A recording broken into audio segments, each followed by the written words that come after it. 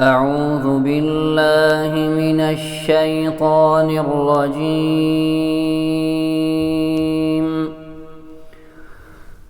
بسم الله الرحمن الرحيم.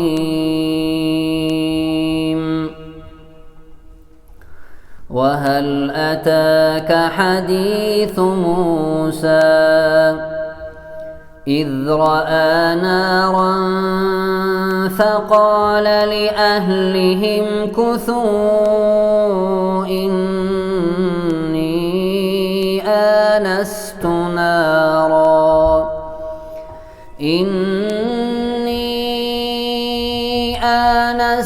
نارا لعلي آتيكم منها بقبس أو أجد على النار هدى.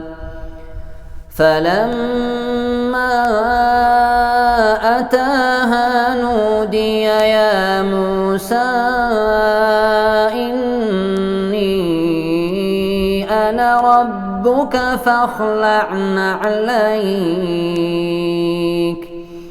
إنك بالواد المقدس طوى وأنا اخترتك فاستمع لما يوحى إنني أنا الله لا إله إلا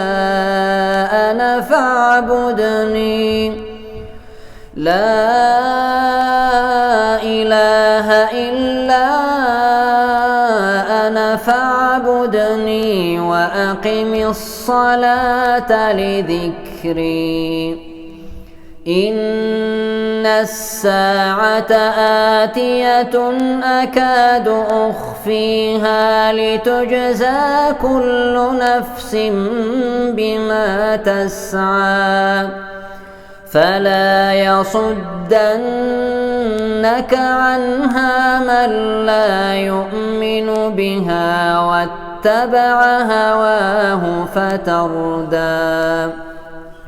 وما تلك بيمينك يا موسى قال هي عصاي أتوكأ عليها وأهش بها على غنمي ولي فيها مآرب أخرى. قال ألقها يا موسى فألقاها فإذا هي حية تسعى. قال خذها ولا تخف سنعيدها سيرتها الأولى واضمم يدك إلى جناحك تخرج بيضاء من غير سوء آية أخرى لنريك من آياتنا الكبرى. اذهب إلى فرعون إنه طغى.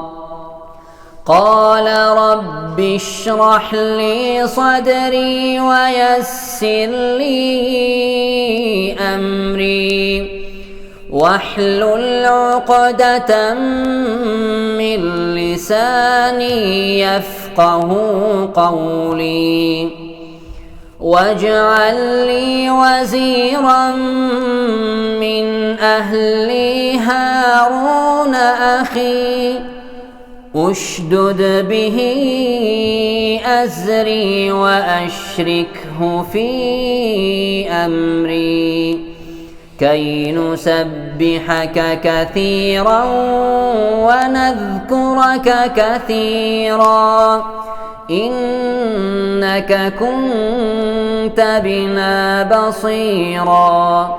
قال قد أوتيت سؤلك يا موسى ولقد مننا عليك مرة أخرى.